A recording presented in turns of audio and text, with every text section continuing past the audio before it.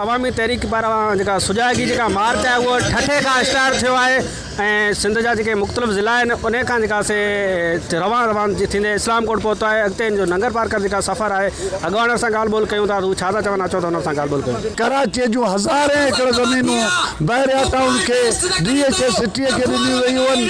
ॿाहिरि ज़ुल्फ़कार आबाद शाही पई वञे ऐं तइलीम सॼी तबाह आहे।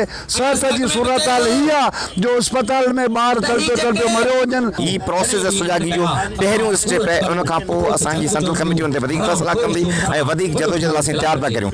असीं सॼी सिंध जे सभिनी मुहबतनि खे अपील था करियूं, सभिनी माण्हुनि खे अपील था करियूं, ॻोठनि राज्यनि भागनि जे चङनि मौसमनि खे अपील था करियूं त हिन सही जदोजहद जो साथ ॾियो, हिन काफ़िले जो साथ ॾियो ऐं सिंध ॾुखियो टाइम आहे उनखे बचाव जे लाइ पंहिंजो किरदारु अदा करियो। सिंध जूं ॿनियूं जेके नीलाम कयूं पियूं वञनि ज़मीनूं उहे नीलाम बंदि कयो वञे। ॿियो त सिंध खे विढ़ाइण जी साज़िश पई थिए ऐं उहो MQM पोइ वरी हींअर PTI उन सां गॾु आहे। कराची सिंध आहे, सिंध कॾहिं बि जेको आहे सुधार न थींदी।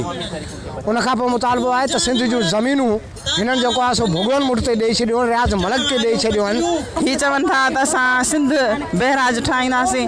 इन सभिनी जे ख़िलाफ़ असां निकिता आहियूं त असां सिंधियुनि जी आहे। असीं हिननि खे कंहिं बि पंहिंजे हिन धरतीअ जे वसीलनि जा मालिक असीं सिंधी आहियूं। कंहिं ते बि असां हिननि खे को डेम कराची अलॻि थियण न ॾींदासूं। उहे हिन हेॾी अमीर धरतीअ जा वारिस थींदे हूंदे बि बेरोज़गार वेठा आहिनि। तव्हांजा जेके पंहिंजी ज़मीन खे चवनि था त सिंध जा जेके वसीला आहिनि उन्हनि में जेका मालिकी सिंधी क़ौम जी जेका आहे उन्हनि जी तस्लीम कई वञे। गाज़ी बजीर, अवामी आवाज़ TV न्यूज़ मिठी। विज़िट कयो अवामी आवाज़ मीडिया ग्रुप जी वेबसाइट awamiawaz.pk।